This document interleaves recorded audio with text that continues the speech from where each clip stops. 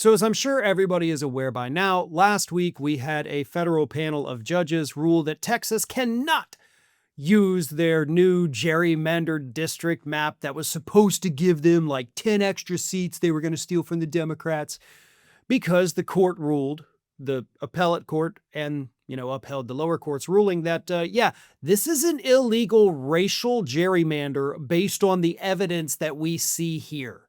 You can't do it. The map cannot stand. So, Texas back to the drawing board, right? Well, not exactly, because Texas Attorney General Ken Paxton announced immediately after this ruling that he's going to petition the Supreme Court to put a stay on that court's ruling, and then, of course, appeal it to the Supreme Court. So he immediately wants the stay, and then he wants the court to officially uphold it. Problem is, those maps technically have not been used yet. So to put a stay on a ruling that says you can't change, you have to keep it the way they are. Even with this conservative Supreme Court, I don't know that that is something they would even consider doing, again, due to the fact that the maps haven't actually been used yet. And so if we stay the ruling that says we can't use them, then we still have to change, but there's a chance we then have to change them back. So that's a little wishy-washy. I don't think they're going to do that. Will they uphold the map? Probably. I'm not going to lie to you. I think this Supreme Court will absolutely uphold that gerrymandered map. But then that's going to set the precedent that will, of course, allow other blue states to have their maps upheld as well.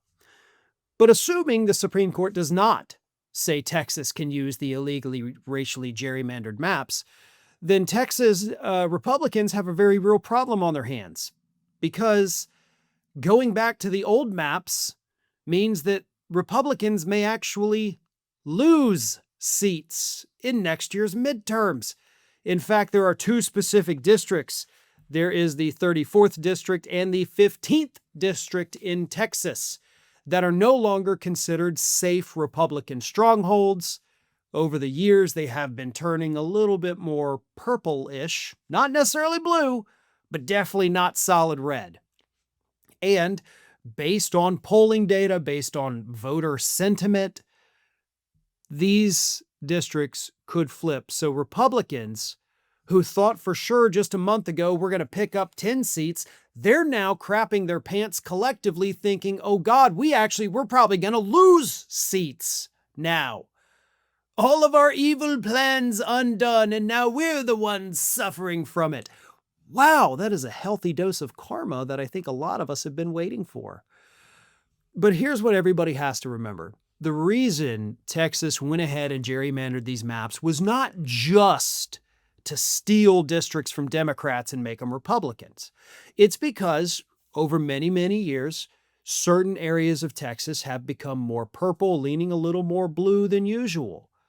Republicans saw this, they saw the sea change, they saw the shifts, and they realized we can't have that. So if we want to maintain a Republican majority, not just gain seats, but even just keep what we've got, we got to carve up these Democratic districts and put, this group of Democrats with a big group of Republicans so that we stay safe. That was the main goal. Gaining an extra 10 seats was just the icing on the cake for them. It wasn't the initial motivation. This was about saving their political behinds because they understand voters are turning against us because we're actually pretty bad at our jobs. But rather than not being pieces of crap, they decided let's just gerrymander the state instead. And that's what I want everybody to remember. All these Republicans had to do, in Texas or literally any state, is you don't have to cheat. You don't have to engage in racial segregation either.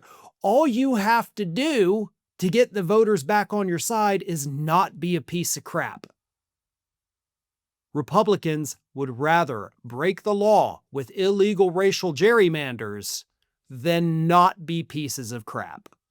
Everybody needs to remember that. Hey everyone, we are maybe just days away from hitting 1 million subscribers.